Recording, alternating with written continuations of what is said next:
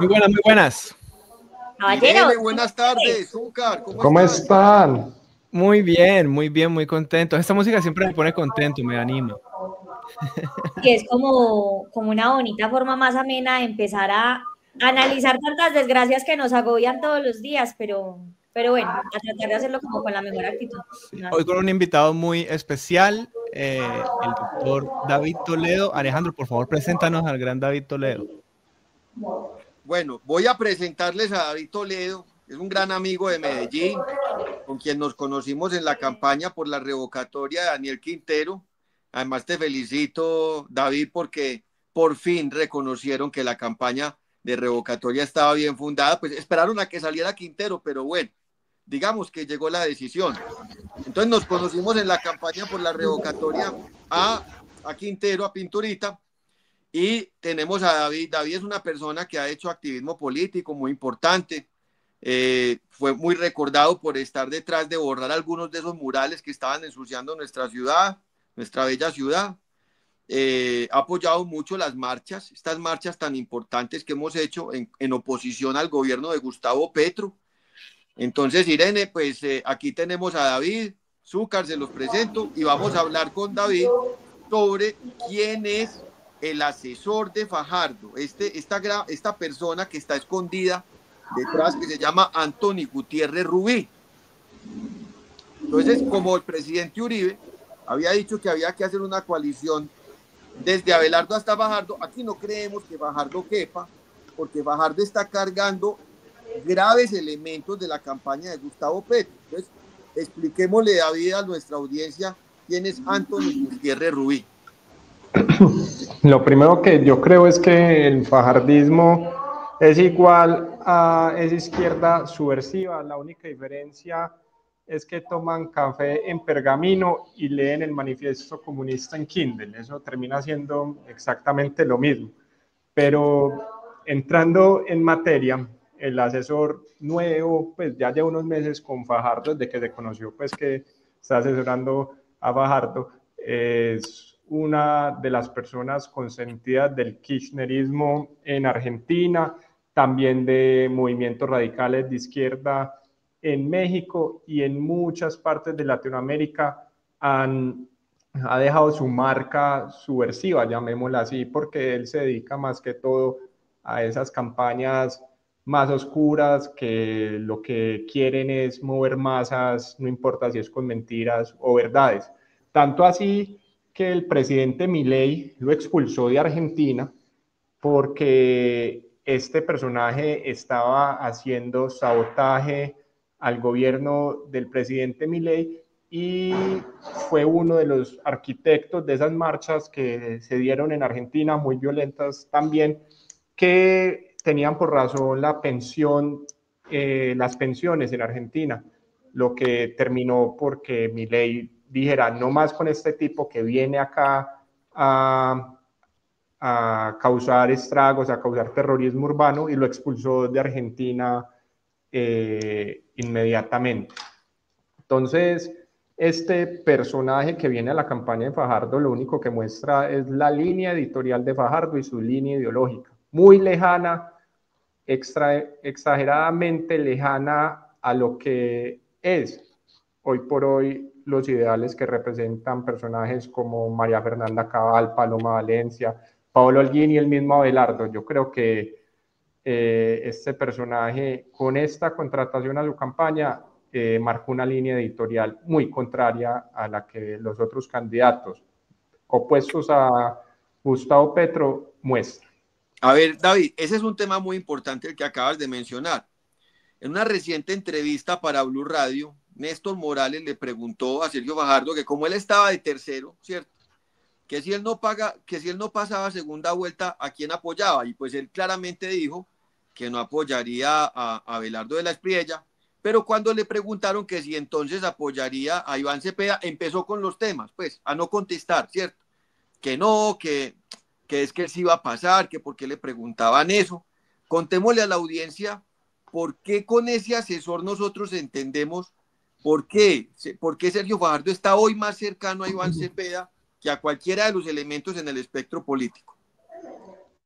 Yo creo que de eso no solo es el discurso que él da y su negativa a unirse con este sector de oposición a Gustavo Petro, sino que también los hechos hablan por sí solos. La mayoría de las bases de Fajardo de la campaña pasada pasaron por el gobierno de Gustavo Petro en cargos importantes. Les voy a poner un ejemplo muy bobo, pero que es actual, y es que en Medellín el que representa mejormente a Fajardo acá en Medellín es un personaje que se llama Daniel Duque, que fue concejal por el Partido Verde, precandidato a la alcaldía por el Partido Verde. Hoy su esposa trabaja en el gobierno Petro, por ejemplo, ¿cierto? Y así en toda su estructura base todos tienen una conexión directa con el gobierno de Gustavo Petro. Entonces yo creo que Fajardo juega a hablar muy duro en redes sociales en contra del gobierno de Gustavo Petro y por debajo tiene un acuerdo tanto político como programático con este gobierno. Entonces no se sorprendan que Fajardo siempre va a ser más afín a los ideales de la izquierda radical en Colombia y que, digamos, la centroderecha y la derecha siempre le va a oler maluco. Entonces, lo que termina pasando con Sergio Fajardo, y yo en estos días ponía un tweet en ese sentido, es que no podemos esperar que los 900.000 votos o el 1.000.000 de votos que tiene Sergio Fajardo, que lo ha tenido alrededor de 16 años, pasen y se endosen a la derecha. No, nosotros tenemos que saber que ese 1.000.000 de votos juegan en contra de nosotros y que a esos también hay que vencer. A ver, David, yo tengo entendido y le voy a dar paso a Irene. Yo entiendo que no se le quiera ceder el centro del espectro político, que no se le quiera ceder a Iván Cepeda, pues a Gustavo Petro, mucho menos a personas como Roy Barreras en esa consulta que van a hacer, que ellos denominan del Frente Amplio. Irene, ahorita les muestra la foto donde sale todo el Frente Amplio con José Luis Rodríguez Zapatero, uno de los artífices de que se haya atornillado Maduro en Venezuela a través de elecciones que él mismo ha manipulado, para que ustedes miren la agenda que tienen esos apoyos del asesor de Fajardo, ¿cierto? Que fue el que apoyó la segunda vuelta de Gustavo Petro a la presidencia, cuyos honorarios de asesoría no quedaron reportados en la violación de topes electorales ante el CNE, que es otro tema que hay que hablar muy bien, porque es que acá en las instancias judiciales hay cosas que no nos están mostrando y a veces no entendemos por qué no salen estos personajes, ¿cierto? Yo recuerdo que a Anthony Gutiérrez Rubí le preguntaron por esos honorarios en la campaña de Petro y se hizo el desentendido, como si él hubiera trabajado gratis para Gustavo Petro en la segunda vuelta. Me imagino que con Sergio Fajardo desde julio no está trabajando gratis, ¿cierto? Entonces, muy importante que le expliquemos a la audiencia, porque hemos visto personas de pronto en el centro, como Vicky o otras personas que salen y dicen, yo prefiero, según la encuesta Inbamer, apoyar a Fajardo, pero no entienden que Fajardo tiene toda la maleta que tenía la campaña de Gustavo Petro en la segunda vuelta para camuflarse de una persona que respetaba la propiedad privada, y todos hemos visto lo que ha pasado en este gobierno, Irene. Exacto, y yo quiero, antes de ondear más en el tema de Fajardo y este pacto perverso que ya se está orquestando del progresismo, yo creo que es importante darle a la gente esas píldoras para la memoria que nos gusta dar aquí en el programa, y es con respecto a Anthony Gutiérrez, porque es que, ojo que él no es asesor de Fajardo ya, lo discutíamos hace un momento, y es como en julio salió una noticia, pero tristemente como en este país pasan tantas cosas todos los días, todo el día, hay cosas que son de relevancia, pero pasan de agache. Y esto fue una cosa que pasó de agache, y yo ¿por qué quiero hacer énfasis? Porque veo algo con preocupación y ustedes me darán la razón o me dirán, Irene, tal vez por ahí no fue la hilada. Pero miren lo que analicé. Recordemos, como lo decían ustedes hace un momento, que Anthony Gutiérrez fue asesor en Argentina, pero recordemos de qué campañas. Él estuvo en la campaña de Cristina Kirchner, estuvo en la de Alberto Fernández, estuvo en la de Jorge Macri, en la de Sergio Massa, pero también fue asesor de Claudia Sheinbaum. Vino a ser asesor de Petro, pero ojo que él pasaba como el asesor bueno de Petro, porque es que Petro tuvo dos asesores clave. Uno fue el encargado de sembrar la narrativa y de vender a Petro no como alguien incendiario, sino como alguien, como nos lo trataron de vender los bien pensantes. No, es que Petro es un tipo demócrata, démosle la oportunidad. De esa narrativa se encargó Anthony Gutiérrez. Pero tenía otro asesor que sí era el incendiario, que era Xavier Vendrell, también otro de Barcelona, nacionalizado en Colombia, que ese sí era el incendiario, que si la gente no lo recuerda quién era Xavier Vendrell, ese era el que se encargaba de los movimientos de las protestas horribles independentistas en Cataluña, que hasta el sol de hoy siguen eso en investigación porque eso no lo han podido coger. Eso fue una cosa tan bien armada, tan bien orquestada, que a mí me aterra es que ni siquiera en Colombia nosotros estemos especulando de si esas fueron las mismas artimañas o el mismo modus operandi que se usó con la primera línea, porque es que van ustedes a ver y hay demasiadas similitudes. Pero el caso era que Xavier Vendrell era el incendiario. Pero ya con lo que nos cuenta hace un momento David de lo que pasó en Argentina, que es que Milei sacó a relucir como que venga este tipo, no solamente es un asesor político comunicacional, sino que también tiene ese ímpetu incendiario de irse a esas vías de hecho, a los bloqueos, a unas protestas dañinas, peligrosas, terroristas, se podrían catalogar, pues entonces yo haría el primer lance, y es que uno, que pareciera que los dos hayan trabajado en la campaña de Gustavo Petro, como que Gutiérrez le aprendió a Vendrell, le aprendió lo que le faltaba en esa comunicacional. Y entonces aquí donde yo tiro el segundo dardo es, si a Fajardo ya le heredaron ese asesor político que ya sabe las dos mañas, la comunicacional y la incendiaria, hay que echar bolas con Vendrell qué campaña se va a ir a asesorar. Pero entonces que esto no vaya a servir para Fajardo, como es muy bien de él salir a disvariar y a desviar el debate con cosas como no, yo siempre he sido un tipo correcto, porque el asesor que tiene no es una persona que haya asesorado personas correctas en el pasado. Y yo creo que eso indiscutiblemente sí tiene que marcar una campaña política y al político. Porque si uno está dispuesto a contratar a semejantes personajes para que lo asesoren, usted ya está por encima del bien y del mal. O sea, usted ya está dispuesto a todo. Y eso es lo que nosotros tenemos que ver en este momento. ¿A qué es a lo que está dispuesto Fajardo?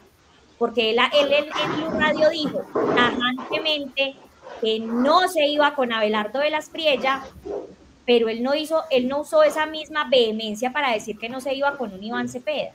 Entonces, ¿en qué está jugando Fajardo y a qué está jugando el centro? Ahora, las mismas palabras de Fajardo y en la campaña del 2018, parafraseándolo, era más o menos como que así como se hace la campaña, así se gobierna, con quienes se hace campaña, con quienes uno se rodea en la campaña, así se gobierna con esas personas. Entonces uno se preguntaría si ese mismo criterio lo está aplicando en este caso.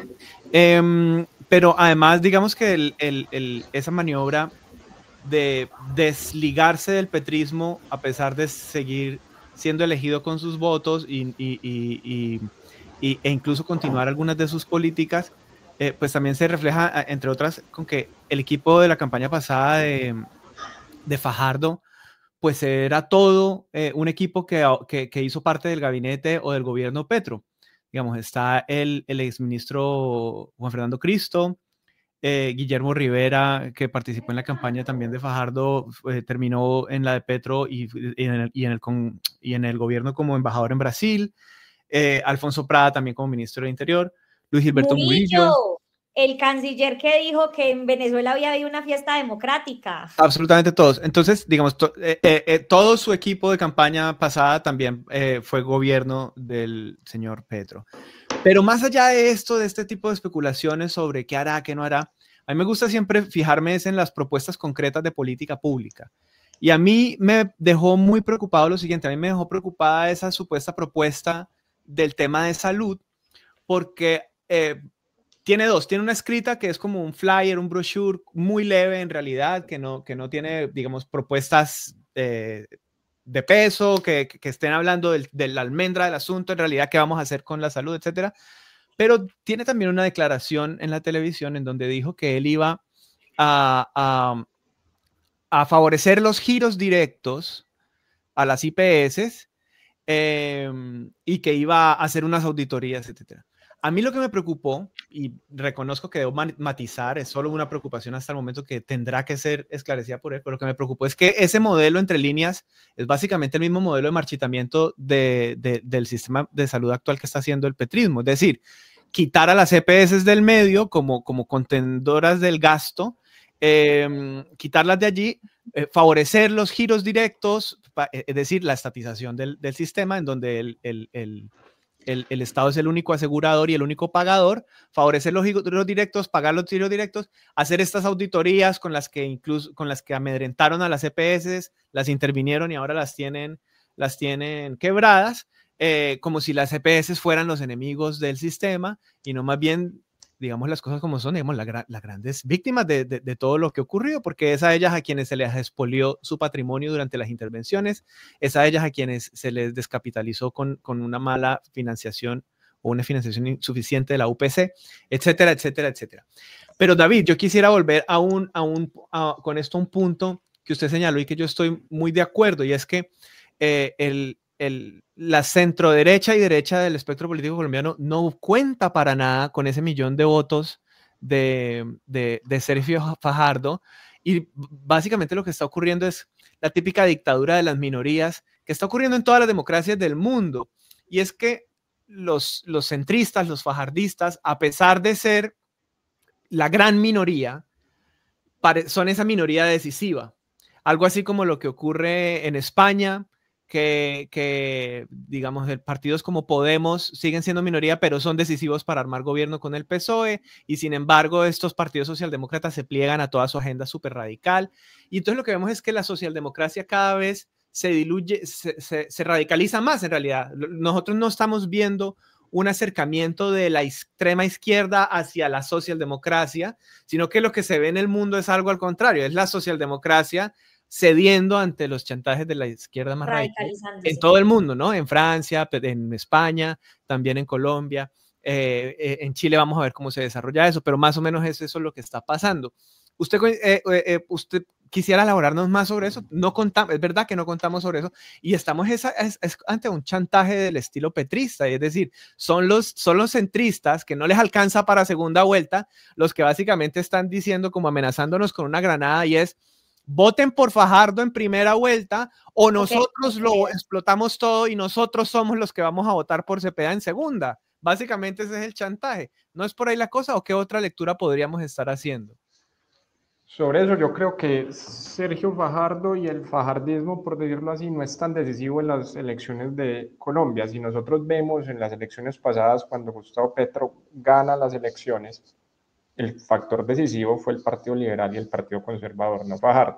Fajardo perdió esas elecciones contra Petro, porque Fajardo está apoyando de lleno a Rodolfo Hernández y perdió las elecciones contra Gustavo Petro. Ella está la prueba de que ese centro por sí solo o ese centro en una segunda vuelta gana o no, porque ahí está Rodolfo Hernández, que está apoyado por Sergio Fajardo y por todo ese centro políticamente correcto, y perdió contra Gustavo Petro. Entonces yo creo que, digamos, el centro no tiene disciplina, no es decir que si Sergio Fajardo dice que para la izquierda o para la derecha, el centro sea para la izquierda o para la derecha. Y otra cosa que yo tengo muy claro en la práctica de la política, y es que el único centro que yo conozco es la Oriental con la playa. Alejandro lo debe conocer, ¿cierto? Para mí el centro no existe porque ellos juegan por conveniencia. Digamos, en Medellín, le voy a poner un ejemplo muy chiquito en Medellín. En Medellín están compitiendo 2 candidatos por la alcaldía, uno de derecha y otro liberal, conservador, de todos los partidos políticos. Hablo de Daniel Quintero, ¿cierto? Y Sergio Fajardo gobernó con él de la mano siempre y fue el que lo puso allá y todo. Entonces, digamos que en esa época él apoyó a un representante de la izquierda más rancia de Colombia como Daniel Quintero, pero en estas elecciones sí se fue de la mano con Federico Gutiérrez, una persona más de centro derecha. Entonces, digamos, ellos no tienen color político, ellos juegan a lo que más les conviene. y creo que Sergio Fajardo en el voto de centro no es decisivo. Digamos, el apoyo de Sergio Fajardo no suma ni resta, porque ese voto de centro no es un voto de estructura, no es un voto de disciplina del partido, es un voto de opinión. Pero David, si en vez, estoy de acuerdo con usted en que el fajardismo como tal puede no tener ese peso, pero sería posible caracterizar a ese centro del espectro, a pesar de que no existe, en términos, digamos, abstractos, ideológicos, filosóficos, en términos tal vez sociológicos, uno sí podría identificar un espacio de población que podría estar representado en personajes como Fajardo, como David Luna, como Galán, es decir, en esos actores políticos que han sido súper tajantes en decir que con Abelardo no. Ese sector bien pensante, educado, probablemente que habla otros idiomas y tal, pero que precisamente por esas mismas razones pareciera estar pues con una perspectiva muy, muy distinta a la de otros sectores, incluso populares, que también pueden estar en la derecha o en algún sentido. Si caracterizamos ese centro como tal, no solo el fajardismo, sino ese centro un poquito más amplio, ¿no creemos que de repente ahí sí está el poder decisivo? Es que realmente yo creo que hay un centro definido que son unas élites políticas y empresariales que sí le juegan al centro, okay, ¿cierto? Pero vemos que esas élites no están en esta campaña con Fajardo, las vemos con Pinzón, ¿cierto? Entonces yo creo que sí hay una élite empresarial clara que es de centro, que le gusta esa teoría, pero yo creo que la gran masa popular no se mueve, como digamos, no se identifica como yo soy una persona de centro, más fácil me identifico como una persona que no me gusta ni ni me gusta me gusta otra cosa, ¿cierto? Entonces dice que yo soy de centro, pero ideológicamente no es que sea más moderado de ideas de derecha, no, cogen ideas de derecha que les gusta, ideas de izquierda que les gusta, pero no moderan sus ideas como debería ser ideológicamente el centro. Entonces, o sea, yo creo que... como la tercera vía de Santos, David. Así es como la tercera vía de Santos, donde es una frase muy famosa de Santos que dice, yo cojo las mejores ideas de la derecha, las mejores ideas de la izquierda, pero realmente no moderan ninguna. Pues no es que estemos acá diciendo que el porte de armas no me gusta, pero yo soy de centro, entonces estas son las ocasiones que me gustan, o de izquierda no me gusta tal cosa, entonces las moderemos. No, eso no funciona acá en el centro. Acá lo que hace el centro es que coge una idea de derecha, otra de izquierda y se nutre sobre todo de estas personas que están mamadas de los políticos. Entonces el centro acá, más que una ideología, es un rechazo a los políticos, porque la gente a veces está mamada de esa pelea Uribe-Petro o de Abelardo Cepeda o póngale el nombre que quiera, entonces termina identificando con un centro que no existe, que personajes como Rodolfo Hernández los capitalizan muy bien porque dicen, yo no soy de esta calaña, yo soy diferente, a mí me cae mal esta, a mí me cae mal el otro, y se venden como de centro, que finalmente no son de centro, simplemente saben capitalizar ese sentimiento, que es más o menos el 1.000.000 de votos que tiene Fajardo, más otros indecisos, que dice, yo odio a todo el mundo y a mí me gusta es quedarme acá y no juntarme con nadie.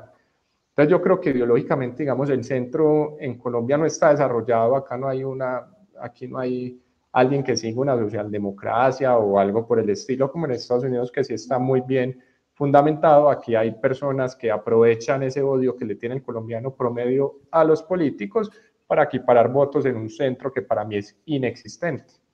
Yo les quiero complementar ahí dos cosas. La primera es que lo que decía ahorita Zúcar de Fajardo, su posición con la reforma de la salud, ojo que fue lo mismo con la pensional. El plan de gobierno que Fajardo vendía para la pensional era lo mismo que nos metió el gobierno Petro. Ellos hablaban de que las personas podían continuar cotizando, pero que los primeros 2 salarios mínimos eran la Colpensiones y que ya el resto eran los fondos privados. Entonces, totalmente, vean que va por la misma lado.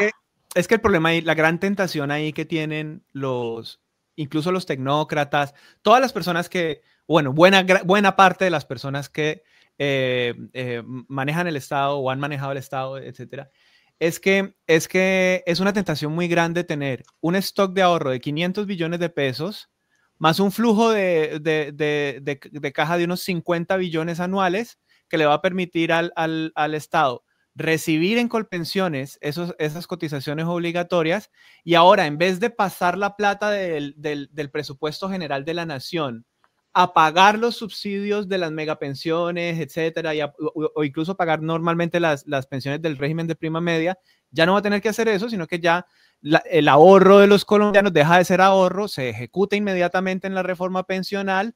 Estamos literalmente en una pirámide de estilo Ponzi, pero, digamos, personajes como Mauricio Cárdenas, exministro de Hacienda, pues a él no le molesta la expropiación del ahorro individual, precisamente porque a él, como exministro de Hacienda y como persona que conoce Hacienda Pública, pues claro que le parecería maravilloso que le entraran 50 billones anuales, así eso signifique literalmente estatizar y expropiar el ahorro de los colombianos para convertirlo en flujo de caja de un sistema pensional piramidal. Y esos son los técnicos que se venden en el país. O sea, Cárdenas como ministro de Hacienda nos subió el IVA del 16 al 19 y Santos aumentó los ministerios. Digamos, o sea, digamos, Cárdenas, es decir, yo no estoy atacando a Cárdenas en lo personal ni de ninguna manera, sino que solo estoy tratando de explicar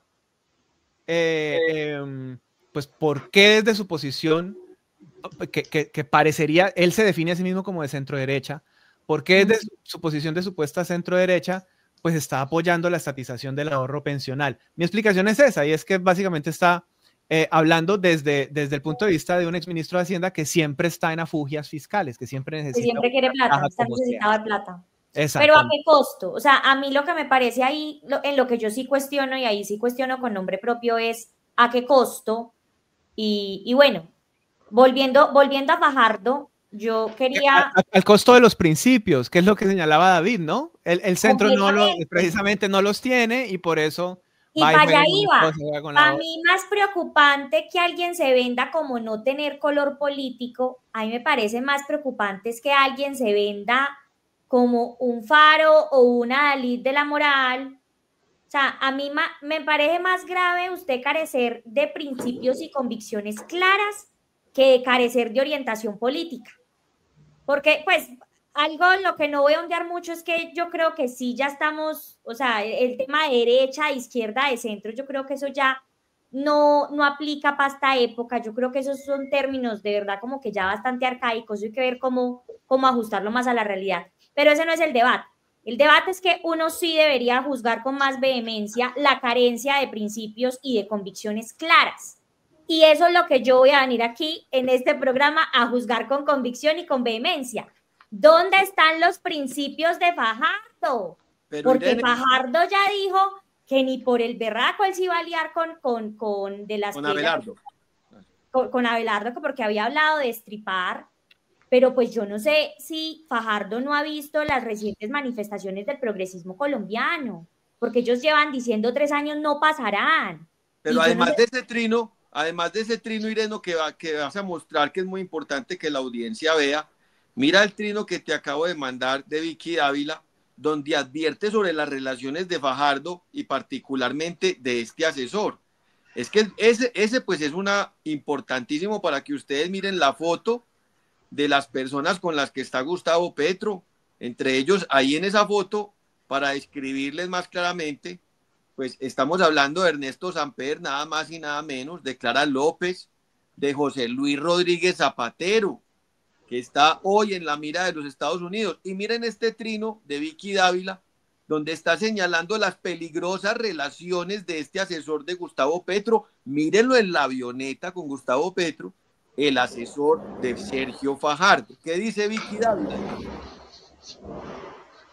Él es el catalán Antoni Gutiérrez Rubí, asesor político de Gustavo Petro en el 2022 y hoy el hombre clave detrás de la estrategia política de Sergio Fajardo.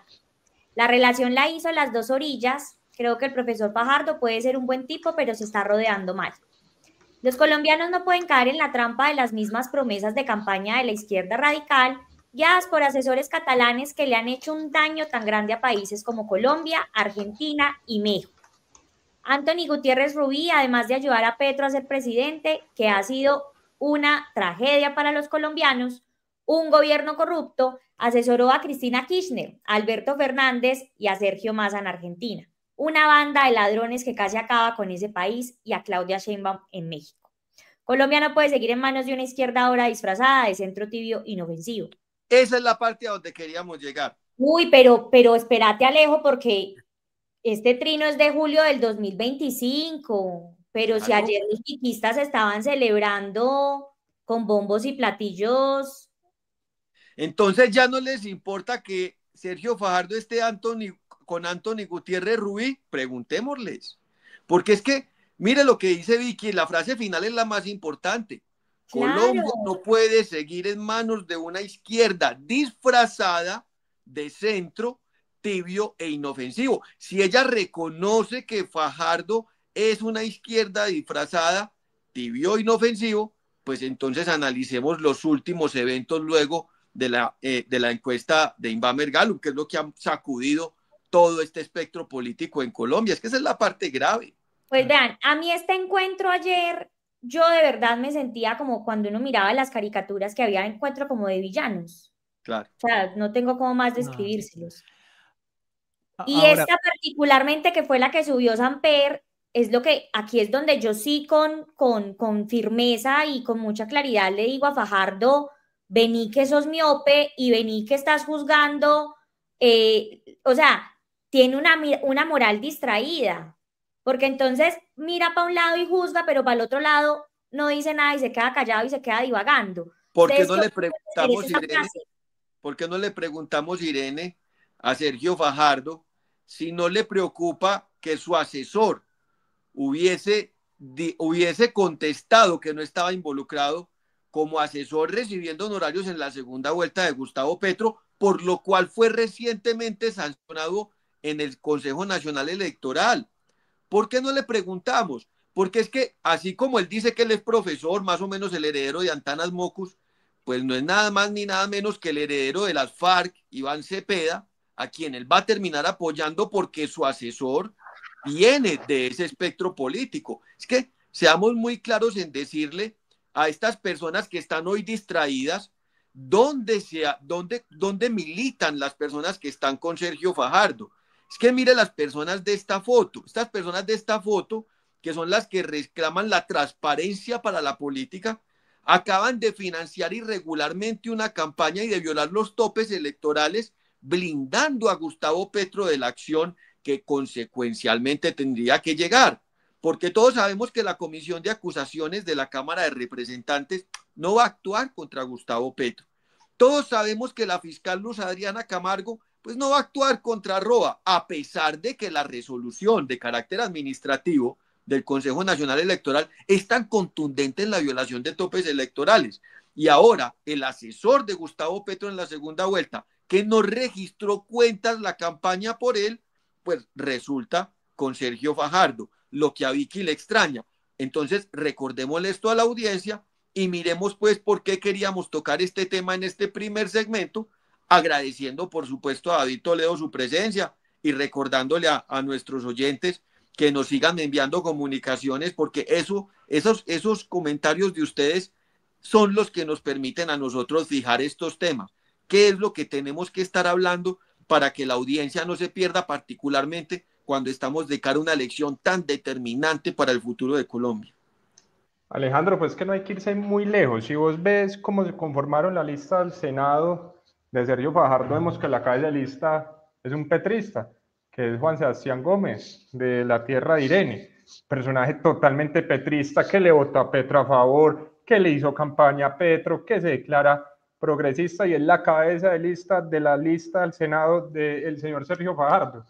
Es que no hay como negar esa cercanía entre Sergio Fajardo y el gobierno de Gustavo Petro. Es muy difícil porque todos los hechos que hace Sergio Fajardo van encaminados a que yo me uno con Cepeda y con el petrismo y dejo morir a la derecha colombiana. Entonces es muy difícil. Sí, pues ahora yo me pregunto, yo tengo un concepto distinto del representante Gómez, no sé si estamos hablando del mismo, el representante de Manizales, El que viene del barrismo, ¿cierto? El de Petro, el de Petro, el de Petro. Allá 11 Caldas y... Sí, pero bueno, yo tengo un concepto distinto, no he seguido minuciosamente todas sus votaciones, pero sí pude ver, por lo menos en el primer año de esta legislatura, que de este cuatrienio, que no siempre votaba todo favorable al gobierno, pero pues claramente tiene su vena Una vena, y yo sí se los digo con absoluta claridad, el departamento de Caldas, yo no sé en qué momento se pegó semejante mamertizada y fue la que llegó a representarnos. Sí. Juan Sebastián Gómez está igualito a Octavio Cardona, que es liberal. Ha pasado de agache, no ha estado en el escarnio público, desgraciadamente, pero son personajes que votaron la reforma laboral.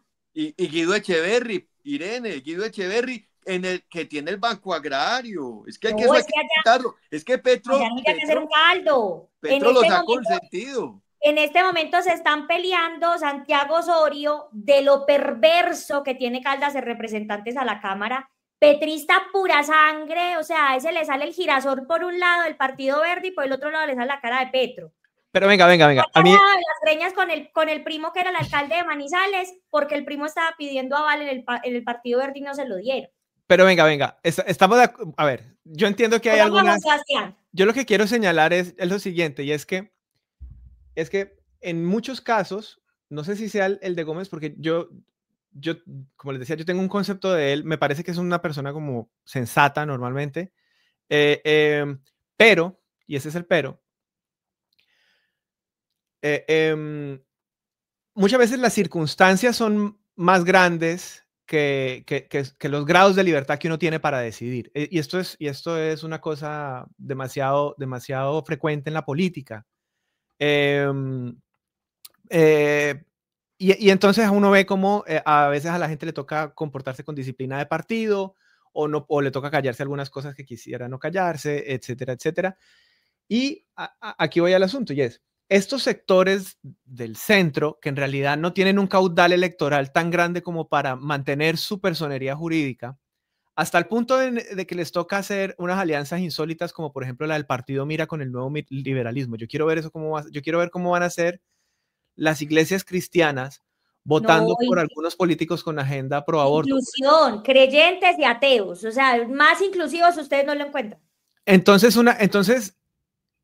mi pregunta, y este es el punto, es si ese centro político que está tanto en el nuevo liberalismo y estas listas eclécticas muy raras de muchas facciones sociales distintas, literalmente los cristianos con los jacobinos en una sola lista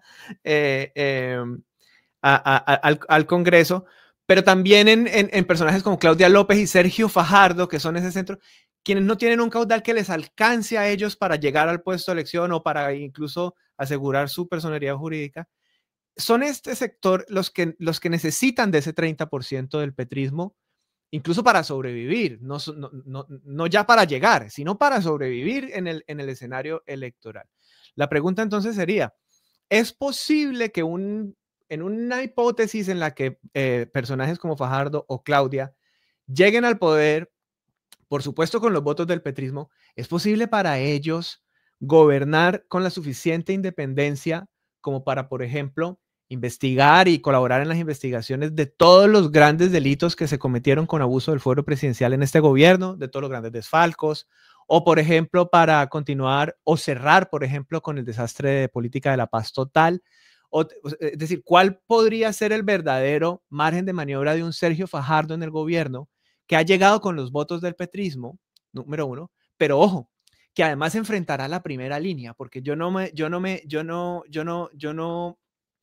saco de la cabeza de que personajes como Fajardo o como Claudia López, en caso de llegar al poder, llegarían con los votos del petrismo, pero serían los mismos votos del petrismo los que les armen las huelgas y los estallidos sociales y las tomas guerrilleras y el terrorismo de baja intensidad para sacarlos del poder a ellos mismos y hacerlos invivibles.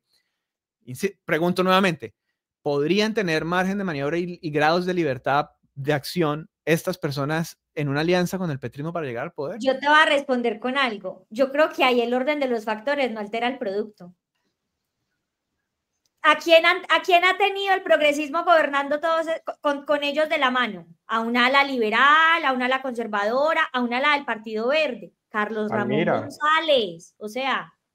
Ese es un tema muy importante, Irene, que estás tocando y que nos sirve para ambientar el próximo tema, el próximo eje temático de nuestro programa hoy, que es la infiltración que ha tenido las disidencias de las FARC en el gobierno de Gustavo Petro, donde ha participado el Partido Verde.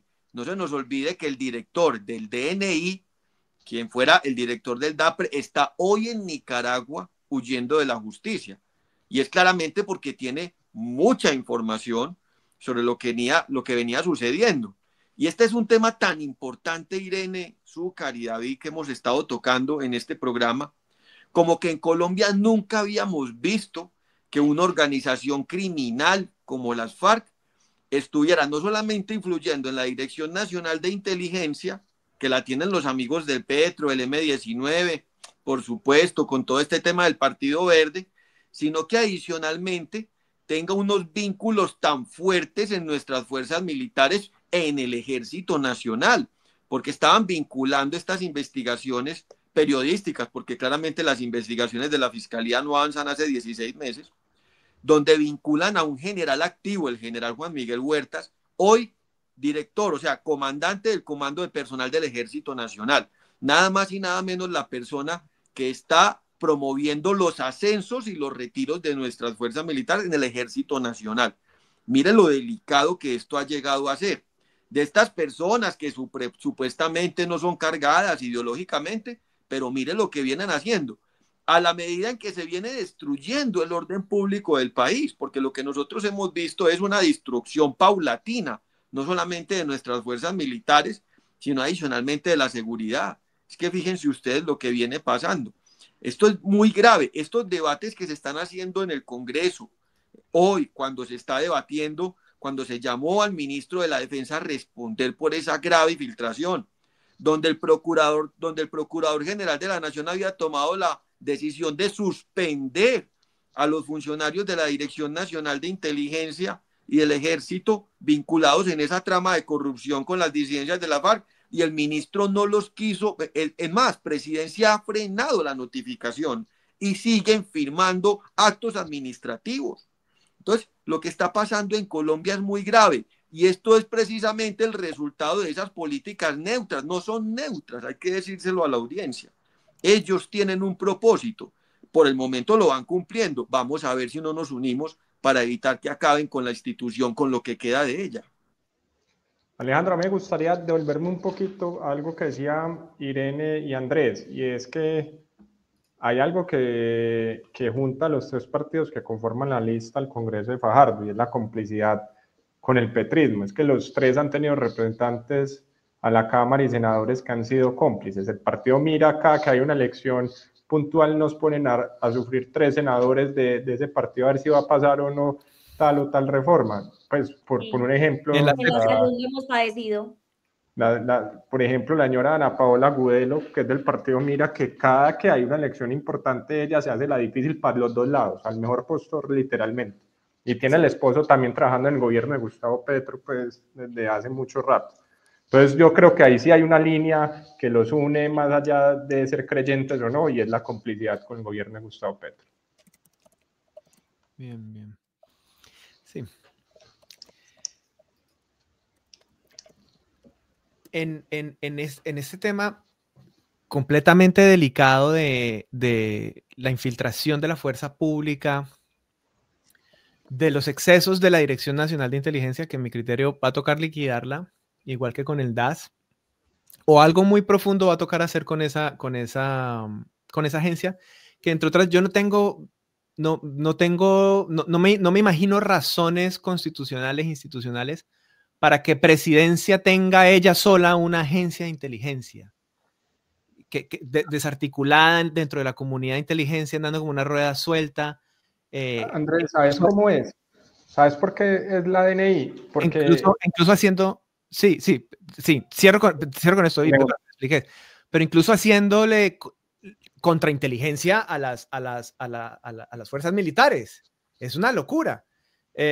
Muchísimo poder. No, creo que vale la pena liquidar eso, pero sí, contanos, David.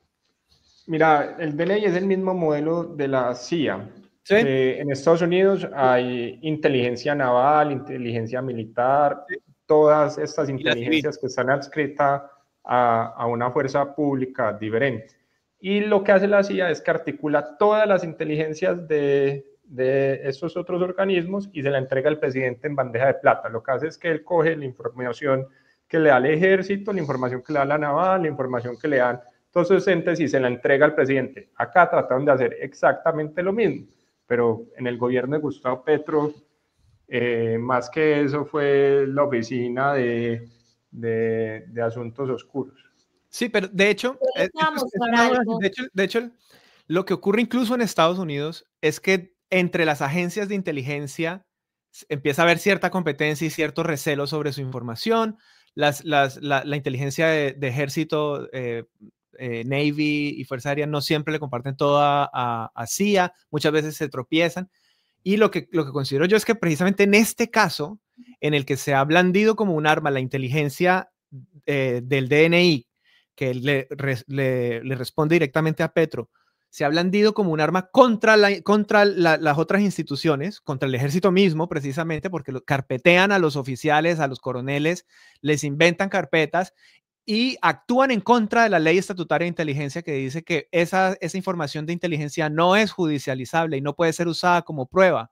Y con base en esas carpetas de inteligencia, le violan el debido proceso a cuanto general, o coronel, oficial haya en la institución y que no sea del efecto político del gobierno actual. Entonces, les voy a mostrar un video, solamente les voy a mostrar los primeros 57 segundos, que yo creo que esto ya nos va a dar la conclusión de esto que ustedes están hablando.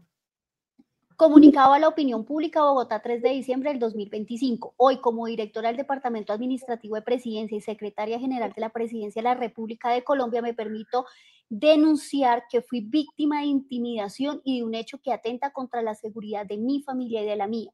El pasado viernes 21 de noviembre, mi casa familiar, que se encontraba sola, 5 hombres de civil y organizados entraron a mi vivienda ubicada en el barrio Los Molinos de la localidad Rafael Uribe Uribe, en Bogotá. Ingresaron a las 2:05 de la mañana por la fachada a través de la terraza del tercer piso, como se evidencia en los videos aportados por cámaras de seguridad, y se mantuvieron dentro hasta las 3:17 de la mañana. Quiero hacer énfasis en lo siguiente. Según análisis que me han suministrado expertos en materia de seguridad, no fue delincuencia común y tendrían inteligencia. Como diría uno en audiencia, no más preguntas, su señoría. Lo que está sucediendo con la Dirección Nacional de Inteligencia, Irene, lo que explicaba ahorita David Toledo, han venido manipulando, instrumentalizando la inspección del Ejército Nacional, la contrainteligencia, en una serie de fricciones internas que existen en el mismo petrismo. Miren lo que está pasando con sus funcionarios, ¿cierto? Y lo que nosotros estamos viendo es que la volvieron una herramienta política. Entonces, ahí está el problema. Y mire que lo están haciendo en postrimerías a elecciones. A mí me decía un gran amigo que más o menos nos tienen perfilados a 70,000 miembros de la oposición, que de alguna manera u otra ejercemos activismo político en red. Pues los invitamos a ver este programa, que lo comenten igualmente y que nos puedan dar ideas. Todo esto contribuye, por supuesto, a que esto pueda mejorar en este espacio. Pero es muy grave lo que viene sucediendo de cara a una elección, porque esto lo que nos está mostrando es que los mecanismos que está utilizando el gobierno de Gustavo Petro, sin control en las entidades, para interferir ilícitamente en la campaña, en lo que se está llegando. Entonces, hay que prender las alarmas de la implementación, de la manipulación, la instrumentalización de la Dirección Nacional de Inteligencia con fines políticos. Miren que Gustavo Petro no se ha guardado ninguna herramienta. Ni siquiera los funcionarios públicos han tenido el pudor de abstenerse de intervenir en política, como lo vimos en la consulta donde resultó ganador Iván Cepeda. Mira las instituciones que estaban participando: la Agencia Nacional de Tierras, el Ministerio de la Protección Social. Entonces, miren lo que viene sucediendo. No nos podemos dividir de cara a una elección tan difícil, que yo creo que los colombianos están dejando de ver lo más importante, lo que estamos hablando ahora, cómo están confeccionando las listas al Congreso. Miren lo que nos decía David Toledo, cómo está confeccionando Sergio Fajardo sus listas. Esos son petristas. Entonces, no podemos permitir que se disfracen en una neutralidad que no existe. Entonces, ahí está el asesor político de Fajardo para que nos diga en qué campañas ha trabajado, cuánto cuesta sus honorarios en esa campaña y si van a incurrir nuevamente en una violación de topes electorales como lo vimos en la campaña de Gustavo Petro. Ahora, yo quisiera preguntarle a todos ustedes, a David, pero también a Irene y Alejandro, y es, una cosa es tratar de encontrar afinidades ideológicas o programáticas entre ciertos candidatos, pero otra cosa es tratar de conformar una verdadera coalición política que se traduzca pues en un gobierno, en un gabinete, en un equipo concreto con personas, nombres, apellidos, que saque adelante unas políticas desde la rama ejecutiva y cada uno de sus despachos de ministerio. ¿Con quién es posible armar equipo de entre los candidatos? Yo lo que me preguntaría es eso. No es quiénes tienen la afinidad ideológica más o menos, o que si tenemos un matiz en este mundo de las ideas políticas, etcétera. No. ¿Con quiénes se puede trabajar? ¿Quiénes pueden conformar un gobierno? ¿Se puede hacer un gobierno con las personas que supuestamente se están coaligando de alguna manera? Porque yo creo que ahí puede estar la almendra del asunto, y es que probablemente se sigue hablando de unas coaliciones de tipo electoral que son muy importantes, pero no está el pegamento principal, que es la idea de sacar adelante no solo un programa de gobierno, sino sacarlo pues con un equipo de personas de carne y hueso reales que se sientan. ¿Qué tipo de gobierno se puede crear? ¿Es posible? Ya vimos hoy, por ejemplo, que no es posible la alianza desde Abelardo hasta Fajardo, porque el mismo Fajardo ha dicho que no. Entonces ahí definitivamente ellos no se pueden sentar, digamos, ni siquiera Fajardo siendo presidente y Abelardo, digamos, no sé, viceministro, ministro de algo, qué sé yo, por decir cualquier ejemplo. Pero entonces, ¿quiénes sí pueden? Digamos, Luna también dijo que no, hay otros que les parece que como que les huele mal cierto sector de la derecha, pero sin embargo la derecha dice, bueno, al final, si es entre Cepeda y lo que sea, yo voto por lo que sea, pues es decir, votamos por Rodolfo, llegamos a votar por Rodolfo, ¿no? Al final es sin hacer campaña ni nada. Entonces, nuevamente, ¿quiénes son? ¿Sí se puede armar un equipo? Yo creería que sí, definitivamente puede. Paloma, Paola y María Fernanda definitivamente pueden armar un equipo. Y seguramente entre ellas y Abelardo también. Pero, por ejemplo, ¿Pinzón podría armar equipo ahí con ellos? Peñalosa armaría gabinete. Cedo la palabra para... Yo creo que el equipo está conformado por lo siguiente: por el Centro Democrático en su plenitud. Bueno, vamos a ver si no hay una facción que se va con Pinzón, que creo que sí. Creo que un Enrique Gómez y lo que representa Salvación Nacional. Obviamente Abelardo de la Espriella. Adicionalmente a eso, la ala del Partido Conservador que no está con Trujillo, el ala del Partido Liberal que no está con Julián Bedoya, Cambio Radical creo que en su plenitud sacando algunos.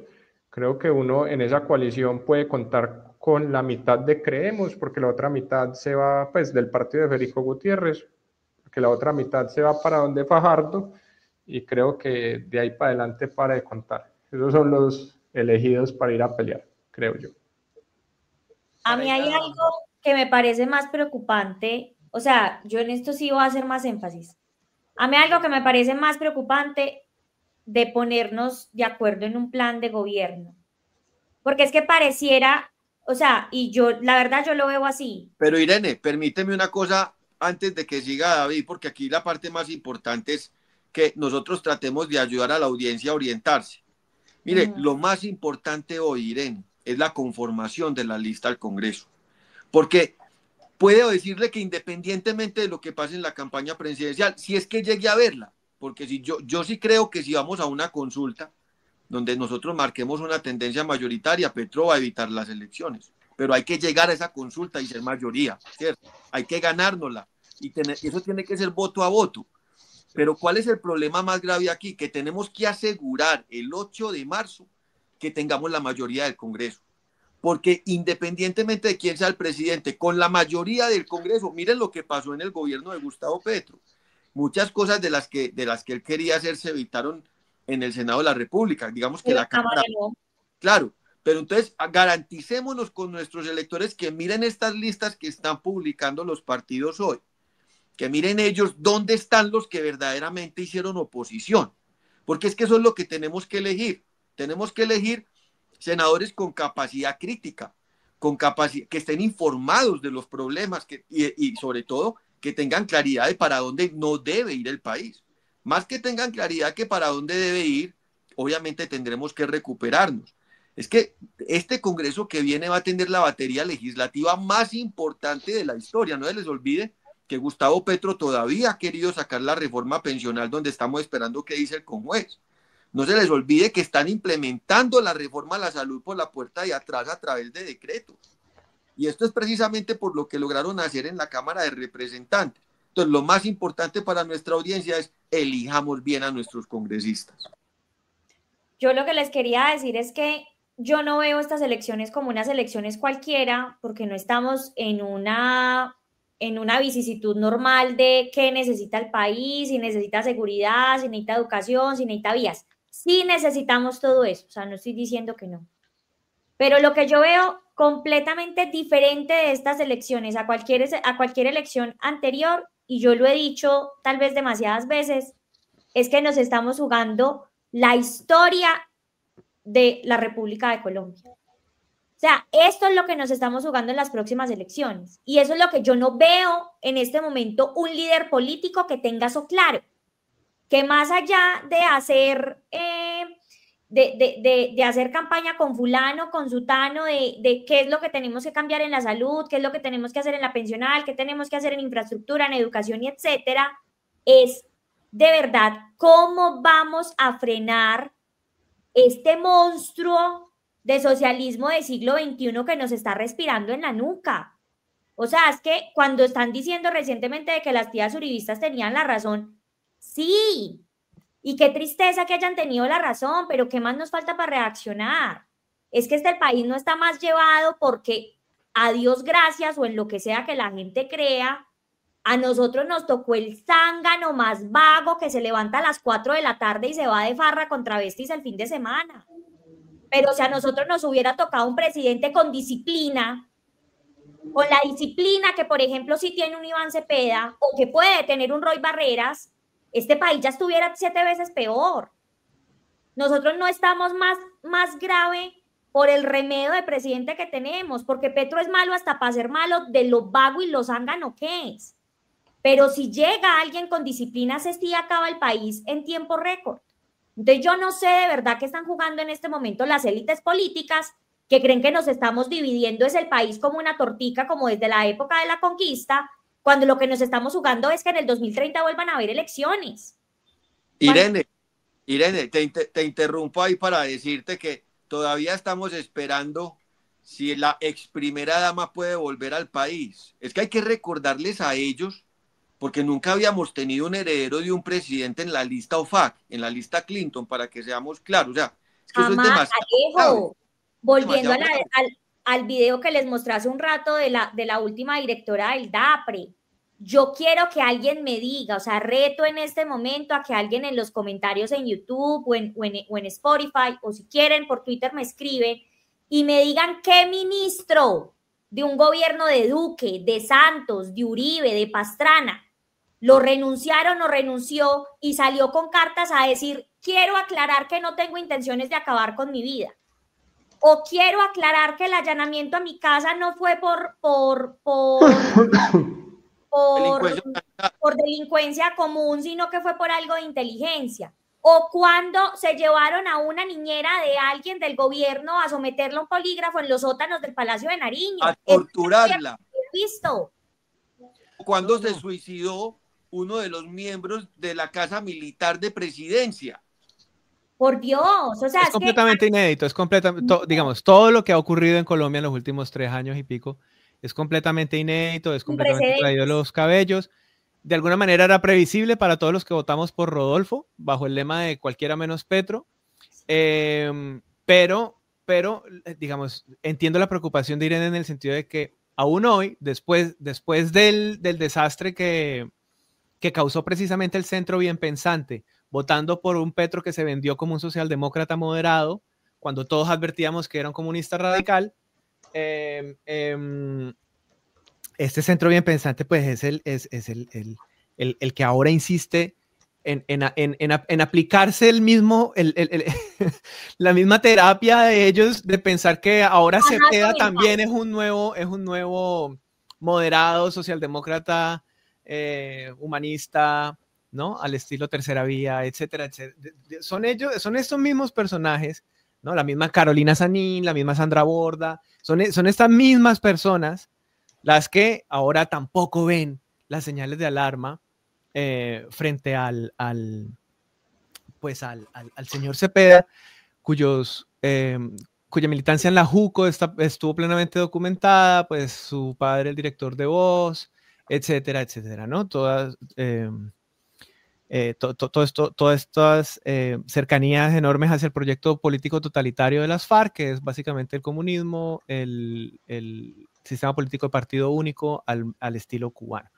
Entonces sí, es completamente inédito, es ridículo, pero es lo que hay. Y la pregunta sería nuevamente la siguiente, y es, ahora, ¿cómo puede uno desarticular ese chantaje que ahora ya no viene desde la izquierda extrema, sino desde el centro del espectro político? Porque es que son ellos los que están amenazando con volarlo todo.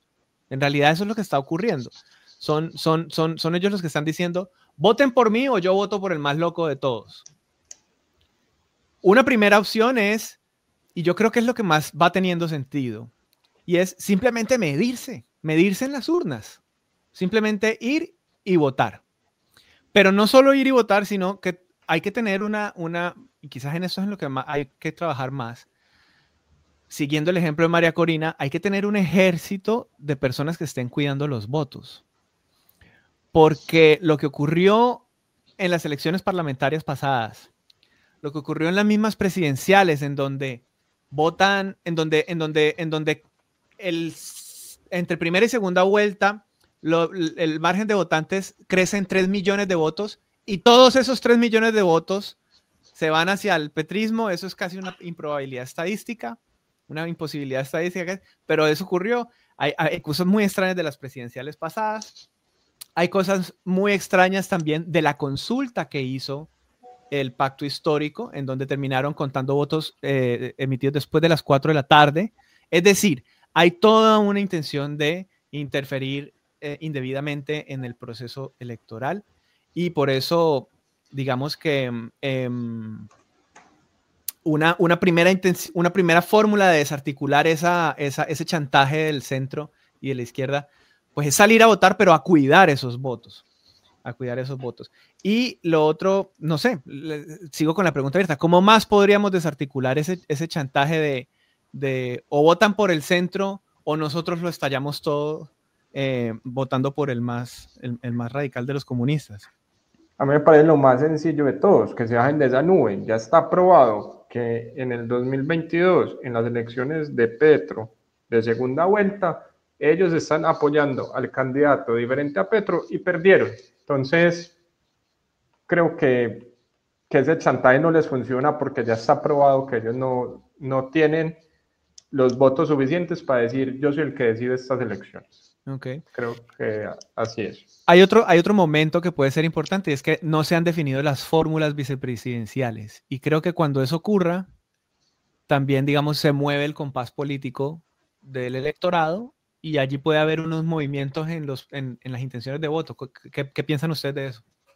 Claro, recordemos cuánta gente no votó por Petro, pero votaba por Francia Márquez. Mire, ahí hay un tema muy importante que acaba de tocar Irene, ¿cierto? Aquí hay que vencer, a diferencia de la elección chilena, donde tuvimos una periodista en el último capítulo que nos contó cómo estas personas que se dejan influenciar por esa neutralidad terminan definiendo a veces una elección, ¿cierto? Para que ellos miren muy bien lo que puede pasar en Colombia. Entonces, esa neutralidad que les está vendiendo el candidato Sergio Fajardo no existe, ¿cierto? Eso es lo primero que hay que tener muy claro. Lo segundo que tienen que tener claro es que en Colombia el voto no es obligatorio, hay que vencer la abstención.